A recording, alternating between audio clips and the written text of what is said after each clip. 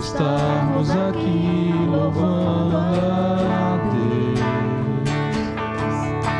podendo exaltar seu santo nome. Tempo para isso, tempo para louvarmos a Deus, num só amor, num só Espírito. Tempo para isso, tempo para louvarmos a Deus, num só amor, num só Espírito. Deus venha nos abençoar. Deus venha nos abençoar, e que essa união nunca falte para nós. Deus venha nos abençoar, e que essa união nunca falte para nós. Bom estarmos aqui. Bom estarmos aqui louvando a Deus, podendo exaltar seu santo nome. Tempo para isso, tempo para louvarmos a Deus, num só amor, num só Espírito. Tempo para isso, tempo para louvarmos a Deus, num só amor, num só Espírito. Deus venha nos abençoar, e que essa união nunca falte para nós. Deus venha nos abençoar, e que essa união nunca falte para nós. Deus venha nos abençoar. Deus venha nos abençoar, e que essa união nunca falte para nós. Deus venha nos abençoar, e que essa união nunca falte para nós.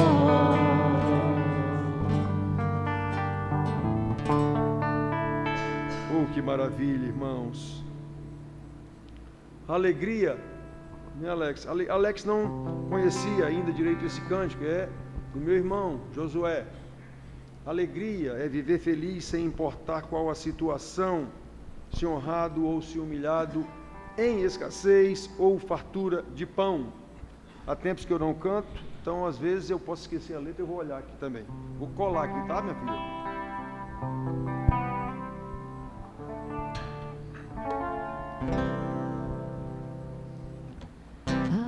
Alegria é viver feliz, sem importar qual a situação, se honrado ou se humilhado, em escassez ou fartura de pão.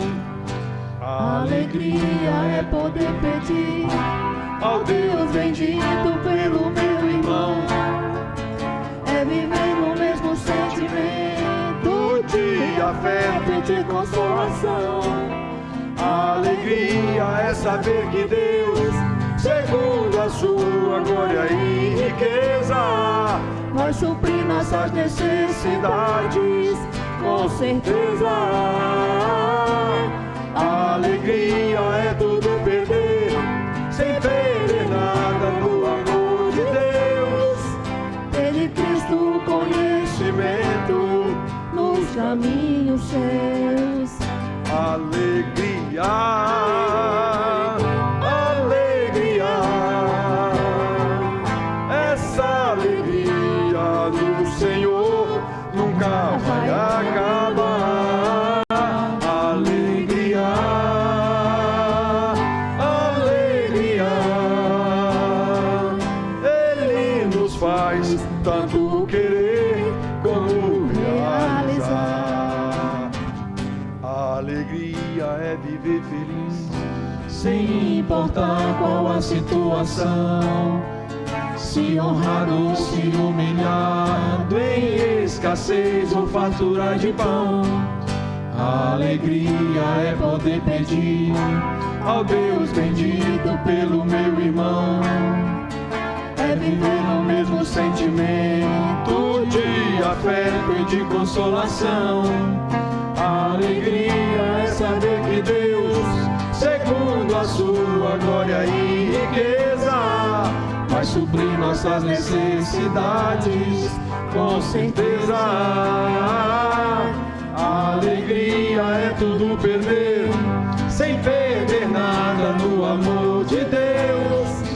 Ter de Cristo o conhecimento dos caminhos seus.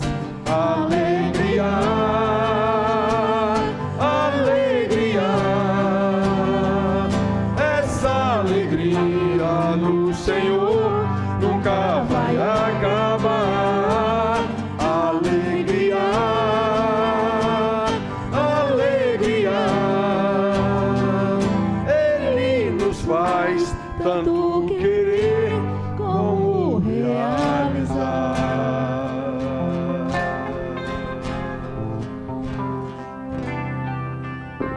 Vamos louvar a Deus, Alex, com uma oração.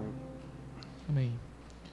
Senhor Deus, nosso Pai, nós louvamos o Teu nome e Te agradecemos, Pai, pelo dia, pela liberdade que temos de Te cultuar, Pai, de poder ter comunhão com os irmãos. Nos fala, Pai, através da Tua palavra, Pai, através do sermão, que possamos, Pai, encontrar aquilo que devemos aplicar na vida prática, Pai, aqui debaixo do sol, Pai. Seja com cada um, Pai. Assista a mim e aos meus irmãos no entendimento, Pai, com o auxílio do Teu Espírito Santo. Assim te oramos em nome de Jesus. Amém.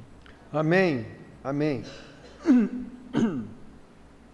Irmãos, nós vamos falar sobre o batismo, até já como instrução para os irmãos que hoje farão profissão de fé e batismo. Então, as instruções que normalmente a gente dá na hora do batismo ou da profissão de fé, já estarão nessa palavra de hoje, que nós vamos ler, e também para responder a pergunta de um irmão, eu não lembro quem foi, que me perguntou de onde apareceu esse negócio de João Batista batizando, como foi isso? Eu vou mostrar para vocês como foi. João capítulo 1, de 19 a 28. O irmão me perguntou, João Batista inventou isso? Como é que ele inventou isso? Ele não inventou nada. Ele estava cumprindo profecia. Então, 1 João, de 19 a 28, é o Evangelho de João, não são as cartas de João, é o Evangelho de João, o quarto Evangelho. Diz assim: Este foi o testemunho de João, quando os judeus lhe enviaram de Jerusalém sacerdotes e levitas para lhe perguntarem: Quem és tu? Ele confessou e não negou. Confessou: Eu não sou o Cristo.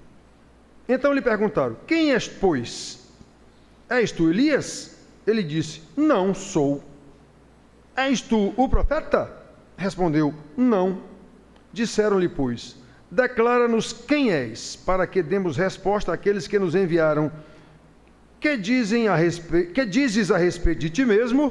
Então ele respondeu: Eu sou a voz que clama no deserto, endireitai o caminho do Senhor, como disse o profeta Isaías. Ora, os que haviam sido enviados eram de entre os fariseus. E perguntaram-lhe: Então por que batizas, se não és o Cristo, nem Elias, nem o profeta? Respondeu-lhes João: Eu batizo com água, mas no meio de vós está quem vós não conheceis, o qual vem após mim, do qual não sou digno de desatar-lhe as correias das sandálias. Estas coisas se passaram em Betânia, do outro lado do Jordão, onde João estava batizando. Muito bem, irmãos. Então nós vamos aqui, de onde foi que João inventou isso? Então, repetindo, como nós temos hoje batismo de irmãos, profissão de fé, falaremos sobre o batismo segundo as Escrituras, já como instrução para o batismo, para a cerimônia. Todos nós sabemos que a forma de batismo é motivo de discórdia intransponível, por incrível que possa parecer, entre denominações evangélicas, chegando algumas, por exemplo, a não aceitar irmãos que foram batizados por aspersão ou que foram batizados enquanto crianças, sem que estes se submetam a um batismo por imersão, senão ele não aceitamos. Ou ele se batiza aqui na nossa igreja, ou ele não é nosso irmão. Mas afinal, embora a forma de batismo, e nem mesmo o próprio batismo, seja essencial para a salvação de um eleito de Deus, o ladrão da cruz é a prova mais clara que nós temos. Ele não foi batizado. E Jesus disse: hoje mesmo estarás comigo no paraíso. Então, irmãos, como então surgiu essa prática do batismo? E como era realizado o batismo de João Batista, o batismo da Bíblia? Pois bem, no texto que nós lemos, vimos que João Batista batizava do outro lado do Jordão. E quando os sacerdotes e levitas de Jerusalém souberam, atenção, os sacerdotes que eram saduceus, ou levitas, e levitas souberam que ele estava batizando lá, mandaram alguns emissários para lhe perguntar se ele era o Cristo, se ele era Elias ou se era o profeta. Observem, portanto, que o que João Batista estava fazendo já era esperado pelos sacerdotes e levitas. Eles sabiam pelas Escrituras que o Cristo estava por vir. Eles sabiam pelas Escrituras que se Elias voltasse, ele viria batizando, porque Elias não morreu, e que ele viria anunciando o Messias. Eles esperavam um profeta prometido por Deus, semelhante a Moisés. Está lá em Deuteronômio.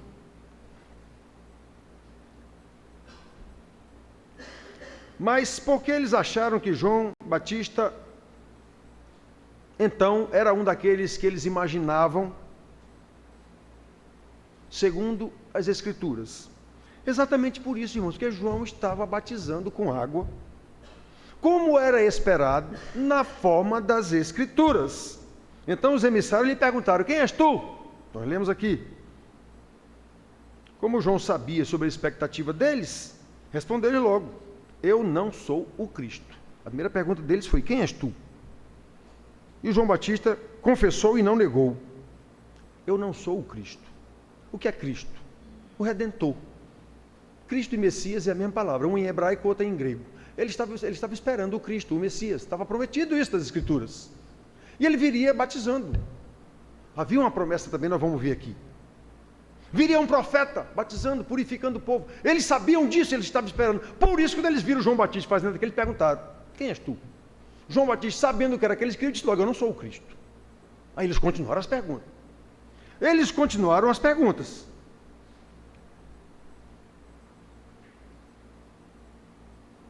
No versículo 25, depois de todas as perguntas, eles concluíram: então por que tu batizas, se tu não és o Cristo?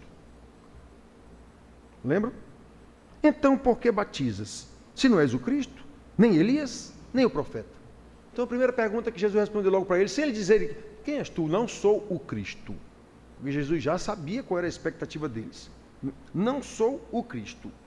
Então, irmãos, por que os sacerdotes levitas esperavam que fosse o Cristo que viesse batizando? Porque Deus lhes prometeu pelo profeta Ezequiel, está escrito: tomar-vos-ei entre as nações e vos congregarei de todos os países e vos trarei para a vossa terra. Então aspergirei, não é imergirei vocês em canto nenhum, é aspergirei água pura sobre vós e ficareis purificados. De todas as vossas imundícies e de todos os vossos ídolos vos purificarei. Eles estavam esperando alguém que vinha fazer isso. Lembramos que é o rito da purificação, aí nós já vamos remeter à lei lá de Moisés. É pela aspersão de água. Lá está escrito, não é pela imersão. Quando alguém estiver imundo, isso na lei cerimonial, ele deverá ser aspergido com água pura. Está lá em Números 19. Mesmo as consideradas imundas de fato, eles não eram lavados, eles eram aspergidos com água, como está lá na lei de Moisés. Todo mundo sabe, naquele tempo o povo não tinha essa água toda em abundância, né? Então, obviamente aqui nesse texto de Ezequiel que eu li, a imundícia de que ele está falando aí não é física, é espiritual. É espiritual, não é uma imundícia física, como era o caso lá de Números. Se alguém tiver imundícia física, ele deverá ser aspergido com água pura para ele ser purificado. Aqui Ezequiel está falando, ele está trazendo aquele problema da purificação física para a purificação espiritual. Sem nenhuma dúvida, conforme a profecia de Ezequiel, a purificação prometida por Deus se daria da mesma forma, do jeito que a circuncisão que foi instituída por Deus, que era física, naquele caso, com 8 dias uma criança era circuncidada, masculina. Pois é, lá já está prometido que eu circuncidarei vocês no coração e não na carne. Já havia a promessa. Então, o que era simbólico no Velho Testamento passou para o Novo Testamento com a vinda de Cristo, de uma forma que eles compreenderam o que era que estava prometido lá atrás. Então aqui Ezequiel está prometendo para eles que aquela purificação lá, vocês serão purificados agora espiritualmente. Eu aspergirei água pura sobre vós e ficareis purificados. Ezequiel 36, capítulo 36, versículo 25. É por isso, irmãos, que Davi,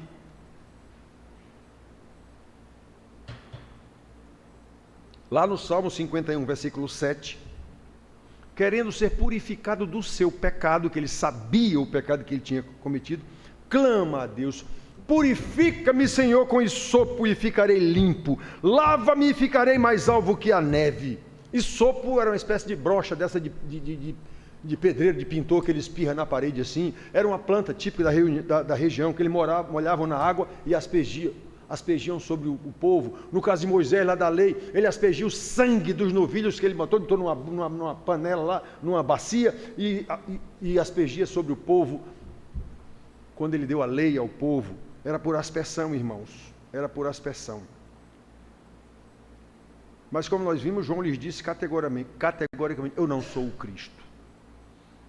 Então eles continuaram: se não és o Cristo, tu és o Elias?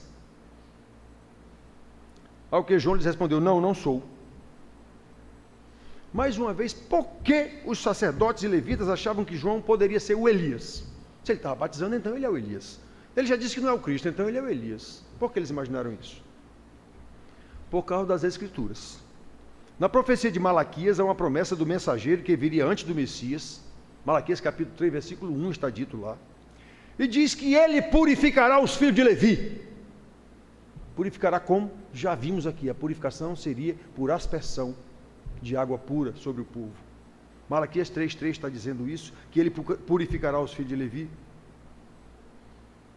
Então aspergirei água pura sobre vós e ficareis purificados. Eles sabiam que mesmo que, se não era o Messias, era Elias, ele viria batizando com água por aspersão dessa água nesse povo para purificá-los. Por isso eles acharam que o João Batista poderia ser o Elias, o suposto precursor do Messias, como estava prometido lá em Malaquias, porque o próprio Jesus Cristo diz que, a respeito de João, e se o quereis reconhecer, ele mesmo é o Elias. Eles não entenderam isso, achavam que era Elias mesmo, porque como Elias não morreu, subiu num carro de fogo lá, então deve ser Elias que voltou. Mateus 11,14, Jesus diz isso. Mas João lhes respondeu claramente: não sou o Cristo, nem sou Elias. Ou um ou outro deveriam vir batizando, aspergindo água sobre o povo, segundo as Escrituras. Então eles perguntaram: então por que batiza, se não és Elias, se não és o Cristo, nem Elias? Aí continuaram sua arguição com base no que eles esperavam segundo as Escrituras. És tu então o profeta? Havia a promessa de um profeta lá em Deuteronômio, capítulo 18, versículo 15 e 18. Um profeta semelhante a Moisés, do meio do povo. Ele não falará de si mesmo, mas fará tudo o que eu mandei. Sabe como foi que Moisés purificou o povo? Já disse ainda agora. O escritor aos Hebreus, que faz uma relação muito clara para a igreja, da lei e a aplicação na igreja, ele diz assim: porque havendo Moisés proclamado todos os mandamentos segundo a lei, a todo o povo, tomou o sangue de bezerros e de bodes, com água e lã tinta de escarlate, e isopo, ou um aspersório, essa planta que eu disse para vocês, e aspergiu não só o próprio livro, como também todo o povo. Hebreus 9:19. Por isso que eles perguntaram: tu és então o profeta? Ao que João lhe respondeu: não. Então, por que batizas, se não és nem o Cristo, nem Elias, nem o profeta? Por que tu batizas? Que se conclui, irmãos, que os sacerdotes, levitas e o povo daquela época, fosse João Batista o Cristo, fosse João Batista Elias, fosse João Batista o profeta, ele haveria de vir batizando, aspergindo água no povo. Eles entenderam isso claramente. Em cumprimento das Escrituras, João Batista não inventou nada. E na forma das Escrituras, era isso que João Batista estava fazendo. Um irmão, não lembro quem foi que me perguntou: pastor, como é que João Batista inventou isso? Ele não inventou nada. Ele estava cumprindo as Escrituras, estava cumprindo profecias.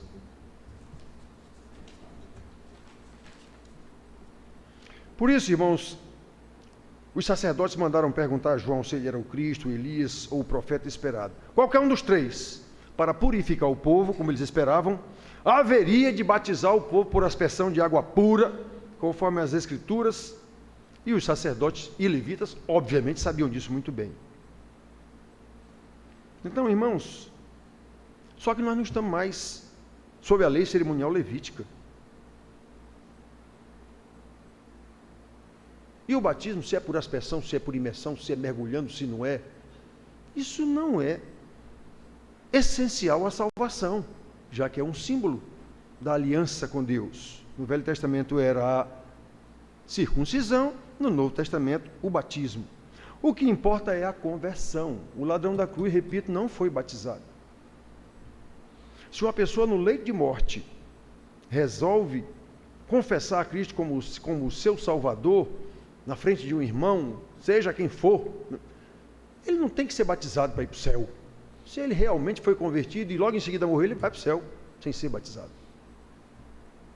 E repito, nem precisa ser um pastor para estar lá. Se eu gostaria de ser batizado, o irmão que estiver lá, pode batizar. Em nome do Pai, do Filho e do Espírito Santo. Não estamos mais sob a lei cerimonial, irmãos. O que importa é a conversão e a consequente santificação, e não a forma de batismo, já que não cumprimos mais os rituais da lei levítica cerimonial, como eu já disse. Por isso, não importa, e nem impomos aqui qualquer tipo de batismo. Não importa. Não é a forma do batismo, não é a igreja que batizou, não é o sacerdote que batizou que importa. O que importa, esse batismo é em nome do Pai, do Filho e do Espírito Santo. Esse batismo é de uma pessoa que se arrependeu e que sabe quem é Jesus, seu Salvador. Pronto, está resolvido o problema. Se ele souber realmente disso. Minhas duas filhas foram criadas na Igreja Batista, porque eu andei 20 anos pelo interior do Brasil, aí no Banco do Brasil, e não tinha igreja presbiteriana nas cidades onde eu andei, e eu não ia fundar uma, só porque não havia. Igreja Batista, era mais próxima da gente, digamos assim, e minhas filhas foram criadas lá. Então, quando chegaram aqui, que alcançaram a maturidade, elas mesmas me pediram: papai, a gente foi criado na Igreja Batista, a gente queria ir para a Igreja Batista com nossos colegas da universidade. E, bom, não vou impedir, não vou obrigar vocês a virem para a minha igreja. A daqui, de João Pessoa, o pastor exigiu que ela fosse às águas, como ele disse. Digo: vá, minha filha, não tem problema, eu vou lá com você. Eu vou lá com você, pode mergulhar no tanque do homem lá, não tem problema nenhum não. Igreja Batista. A de Recife, que foi estudar em Recife, o pastor lá Batista, ela disse que tinha sido batizada quando criança, eu era pastor. Ele disse: não, diga apenas para ele mandar uma carta para mim. Pronto, resolveu o problema. Mandei apenas uma carta para ele lá, e ele aceitou a menina como membro da igreja. Então, isso é tolice. Isso é tolice, irmãos. O que interessa é a conversão. Não impomos tipo de restrição ao recebimento de irmãos que tenham sido batizados por imersão, então agora ele tem que ser batizado por aspersão. Que conversa é essa? Ou outra forma de batismo, desde que o batismo tenha sido realizado numa igreja cristã, de fato, em nome do Pai, do Filho e do Espírito Santo, como Jesus mandou. Ele mandou seus discípulos saírem pregando, batizando e ensinando. Ele diz, fundem igreja tal, denominação tal, só vale se for denominação tal, igreja tal. Jesus não disse isso. Isso é tudo invenção de homens por poder. Sempre por poder. Luta por poder. Então, irmão, nós não temos esse tipo de questionamento aqui. Por isso, como o batismo, ele é um sinal da aliança no Novo Testamento, assim como a circuncisão era o sinal da aliança no Velho Testamento, nós batizamos as nossas crianças como a circuncisão era aplicada nas crianças com 8 dias de nascido. Jesus foi circuncidado com 8 dias de nascido. Quando ele foi ser ungido para o seu ministério sacerdotal, profético e tudo, com 30 anos, ele se batizou.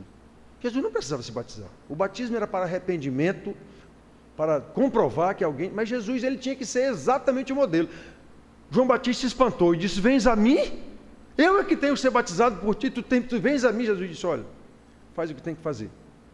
Só isso. Então Jesus pregou o tempo todo e ensinou que fossem batizados em nome do Pai e do Filho e do Espírito Santo. É isso que nós temos que fazer, irmãos. O batismo é também, por isso nós batizamos nossas crianças. As crianças entravam na aliança do Senhor, no pacto do Senhor. Os pais tinham que colocar suas crianças com 8 dias de nascido. Quem foi que tirou essa obrigação? Na Bíblia não tem. Quem tirou essa obrigação de incluir as crianças no pacto, na aliança de Deus? Homens inventaram isso. A igreja inventou isso. Não, só quando a criança fica... Com base em um versículo, fora de contexto, inclusive usam só a primeira metade do versículo, a outra metade não usam. Aquele que crê e for batizado será salvo. Uma criança não crê, então ela não pode ser batizada. É o único argumento que tem é esse. Não, criança não crê, então ela não pode ser batizada. Termine de ler o versículo, é o mesmo versículo. Quem não crê será condenado. Então, se a criança não pode ser batizada porque ela não crê, então, resta o versículo, como ela não crê, será condenado. Olha, isso é um absurdo. Jesus mesmo disse das crianças, deixai vir a mim as crianças, porque delas é o reino dos céus. Então, isso é uma loucura. Mas, não vamos brigar com ninguém por causa disso. O batismo é também a forma de recebimento de novos convertidos na igreja, quando são já grandinhos, são batizados como crianças, são membros da igreja não comungantes, porque os pais são responsáveis. Quando chegam na idade da razão, que desde aquele tempo de Jesus já era 12 anos, ele foi levado ao templo com 12 anos, para dizer que ele sabia o que estava fazendo, que conhecia a lei. Pois é, hoje até os psicólogos aí, Piaget, com 12 anos a criança começa a ter um entendimento diferente. Muito bem, então com 12 anos, a partir de 12 anos, ele pede, ou os pais pedem para ele vir aqui à frente confessar Deus Pai, Deus Filho, Deus Espírito Santo, confessar que ele sabe o que é a igreja, que ele se torna um membro comungante da igreja e passa a ter responsabilidade com essa igreja, honrando a fé que o pai teve ao batizá-lo quando era bebê. É isso que a gente faz, conforme a Bíblia. Então isso é um sinal, irmãos, de recebimento de novos irmãos na igreja visível, como faremos a seguir. Por essa causa, logo após o batismo, nós também celebraremos a Santa Ceia, em que esses irmãos já participarão da primeira ceia conosco, porque agora eles confessaram diante dos homens, eles sabem, eles creem em Jesus, então eles podem participar da ceia com a gente, da ceia que Jesus deu aos seus discípulos, aos 12 que estavam lá. Passam a ser irmãos comungantes conosco, no entendimento do que é que está sendo feito aqui. Isso é um símbolo. O pão não deixa de ser pão, coisa nenhuma. O vinho não deixa de ser vinho, coisa nenhuma. Mas ele representa, como Jesus disse, isto é o meu corpo. O corpo estava segurando o pão. E ele disse, esse pão é o meu corpo. Então o pão não deixou de ser pão, não. Aquilo ali é uma forma simbólica de dizer, esse pão é o meu corpo, que é dado para vocês comerem. E esse vinho é o meu sangue, que é dado para vocês beberem. Ou seja, vocês vão se alimentar de mim. Era só isso que ele estava dizendo. Eu sou a verdade, a vida, vocês vão se alimentar de mim.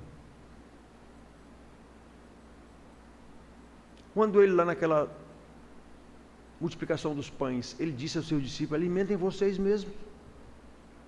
3.000, 5.000 pessoas lá. Deem de comer vocês mesmos. Eles tinham condição de dar de comer aquele povo? Não. Depois, eles deram de comer a alguém? Não. Então Jesus estava falando: dei de comer a mim. Preguem, ensinem sobre mim. Eu sou o pão, eu sou a salvação. É isso que vocês vão fazer. Vocês farão maiores coisas do que eu fiz. E é mesmo, eles pregaram no mundo inteiro. Jesus pregou só ali, na Judéia e Galileia. É isso, irmãos, é simbólico, é coisa simbólica. Por essa causa, nós celebraremos a Santa Ceia com os novos irmãos e louvamos a Deus pela sua graça, pela sua bondade, pela sua providência maravilhosa na vida dos irmãos, na vida dos pais desses irmãos, que eles ensinaram desde criancinha, e na vida da nossa igreja. E rogamos a Deus que, com a mesma graça que concedeu para este momento tão maravilhoso, o Senhor nos leve juntos, realmente em comunhão, para que vivamos para louvor da sua glória. Amém.